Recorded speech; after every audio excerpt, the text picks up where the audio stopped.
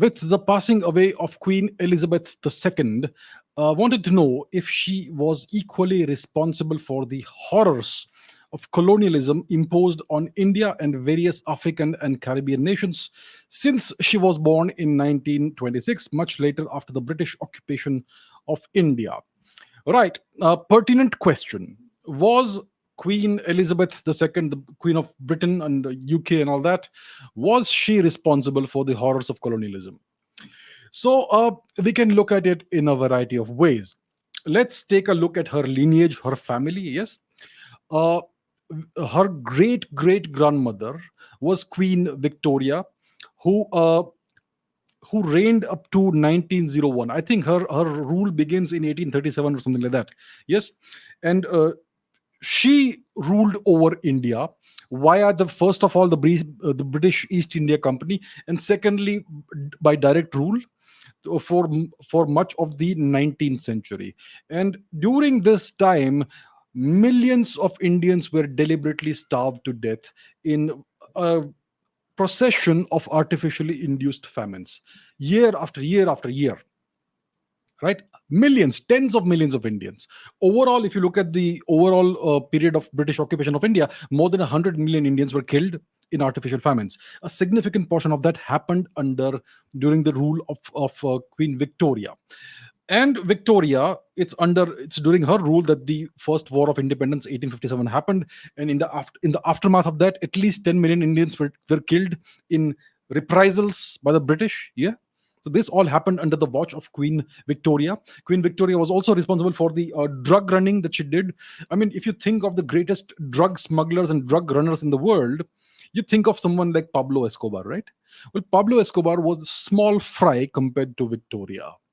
Yeah, and she essentially used India as a base for producing opium and various drugs, which she would then sell to China in exchange for gold and various treasures that would be plundered out of China.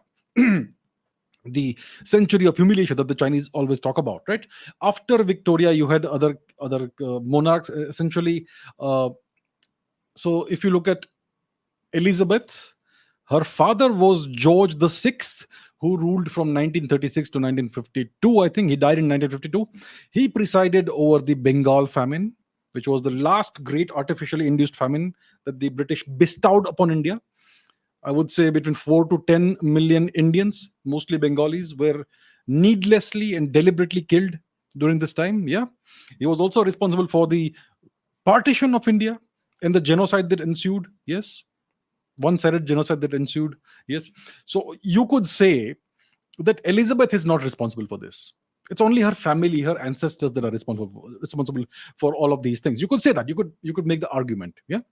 Now, if you look at various pictures of Queen Elizabeth the second, you see various crown jewels she's very proudly wearing. Yes. Where did these crown jewels come from? These are all stolen and plundered from various colonies, including India, mostly India. Where does all the wealth come from? The British monarchs were middling monarchs. They were not great monarchs until they acquired India. India was the jewel in the British crown. All of the wealth, all of the prosperity, all of the magnificence and glory comes from wealth plundered from India. And Elizabeth may not have done it personally, but she certainly enjoyed the fruits and the benefits of that. And she proudly displayed the stolen jewels. And she did that all her life, and her descendants will also do that, won't they? Right? So this family is responsible for incredible plunder, incredible amounts of misery, genocide of 100, maybe more than 100 million Indians. Yeah, plunder, slavery, whatever you can imagine, they've done it all. She she bore the legacy of this, and she wore it proudly. Yes. What else? So all the wealth was stolen and plundered. That's how the UK became prosperous and rich. Now let's look at the career of Elizabeth II. Yeah, you could argue that all of this was bestowed upon her by fate, by her family, and she just took on the responsibility and carried it forward. Let's take a look at her career. So Elizabeth became queen in 1952 while she was on a trip to Kenya. They say that she went up a tree, princess, and she came down the tree, queen, that sort of thing, because she learned that her daddy had passed away in the UK. So as soon as she became queen, there was this rebellion in Kenya that took off, the Mau Mau rebellion, which lasted about 8 9 years, 1952 to about 1960 or so. At this time, Winston Churchill was the prime minister of the UK. He was her prime minister, and he unleashed horrors upon the people of Kenya. Horrific warfare. Millions of bombs were dropped on Kenyan civilians. Horrific abuses happened. The kind of torture I cannot even utter over here. That's what was done routinely upon the Kenyan people under the supervision of Queen Elizabeth II. More than a million innocent Kenyan civilians, men, women, and children, were placed in concentration camps in horrific conditions under the supervision and benevolent gaze of Queen Elizabeth II and Mr. Winston Churchill. Yes, so this happened while she was queen. She was no different from her predecessors and her ancestors. Then you had the Suez Crisis, 1956, in which the British invaded an independent nation, Egypt, along with France and Israel. Now, Israel had some actual reasons for doing it, but what business did Britain have invading a sovereign nation, Egypt? Yeah, that's a whole different story. I'm not going into the story, the causes, and all that. But and the Americans had warned the British not to go and do this, but they did this anyway, and this was the end of British supremacy in the world. 1956 marks the passing of the baton, the transfer of power from London to Washington. Right. So she, under her supervision, under her directions, Britain tried to invade Egypt. Yeah. So the imperialism is very much there. There was no difference in policy. Now let's talk about the 1971 Bangladesh Liberation War. People don't really know about the role that Britain played in this. We know that the USS Enterprise was sent by President Nixon. Yeah, Task Force 71. It was sent into the Indian Ocean, the Bay of Bengal, to intimidate India, apparently. Now, most people don't know that the British also sent a carrier battle group, an aircraft carrier battle group, the HMS Eagle, and its accompanying warships, to accompany the USS Enterprise and that task force in order to intimidate and bully India. Yes, this was all done under the direct supervision of Elizabeth II. So there you go, the same mentality, the same approach, imperialism, bullying other nations, same thing. And in Africa, colonialism. Then let's talk about Ireland, the Irish occupation, the British occupation of Ireland. Yeah. Uh, Ireland, Northern Ireland, essentially is still under British occupation. It is British occupied Northern Ireland. It is, and the people of Ireland don't want British rule even today. Yeah. And the kind of atrocities the British perpetrated in Ireland, in Northern Ireland, especially during Elizabeth's time, are kind of suppressed. You don't know about these things. For instance, the 1972 Bloody Sunday Massacre, in which 26 unarmed civilians were massacred in Northern Ireland, in the town of Derry. That's just one example of the brutality and oppression that the British perpetrated on their Irish neighbors and are still doing. And this all happened during Queen Elizabeth II's rule.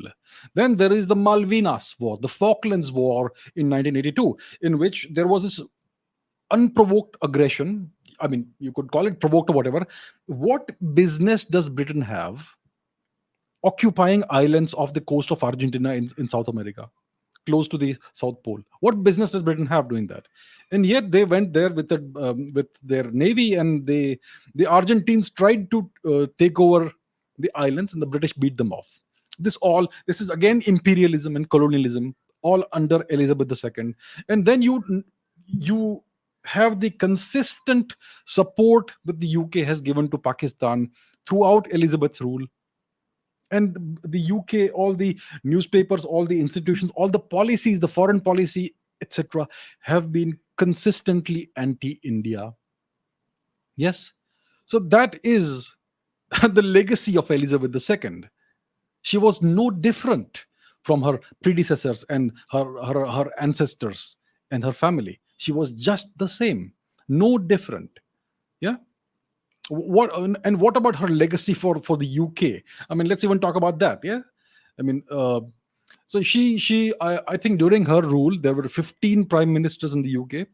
The last great prime minister, so to say, of the UK was Margaret Thatcher, who was prime minister from 1978, 79, I think 79 until 1990. Yeah. Then there was a transition period in which you had John Major, who was prime minister in the late 1990s until the late 1990s, 96, 97, 97, I think. Then Tony Blair. Now, Tony Blair is universally regarded, and this is not my words. Yeah, I'm just quoting. He is universally regarded as an American lapdog, as an American poodle. So it is with the coming of Tony Blair to power, or the installation of Tony Blair as prime minister, that the UK became a proper vassal state of the US. This happened during Elizabeth's tenure. And then after Tony Blair was prime minister for a decade or so, he was very close to the Americans. And after his time was up, you had a procession of prime ministers: Gordon Brown, David Cameron, Theresa May, Boris Johnson, and now you have the latest one, whatever her name is, Liz Truss, right? She's been around for 6 or 7 days as prime minister. A whole procession of prime ministers after Tony Blair. You can see the Japan playbook being unleashed on the UK. Yes, Japan also, apart from one great man, Shinzo Abe, they had a procession of prime ministers who did nothing, who no one remembers. The same thing is now happening in the UK, one mediocrity after another. So that is the legacy of Elizabeth. She presided over the crumbling of the British Empire. Until 1956, Britain was still a world power. After the Suez misadventure, they ceased to be a world power. They became a second rate power. Today, they are a third rate power. So Elizabeth, no matter how much you eulogize her to the high heavens, she presided, she took over the crown. She was crowned the queen when Britain was still maybe number one, number two, or number three in the world in terms of great powers. It still had that great prestige. And today, it's not a second rate power, it's a third rate power. Its former colony, India, has surpassed it in terms of annual GDP, and it's just the beginning. So this is the legacy of Elizabeth II. She was no different from her ancestors and her predecessors. She had the same colonialist objectives and mindset, the same imperial behavior, nothing different, right? So yeah. So if you were to ask whether she was responsible for the horrors of colonialism imposed upon India, well, she came after that, but she continued the same policies in other places. She tried her best to uh, to continue all that. Didn't work because there was a new power on the horizon, the bigger daddy. So that's what happened.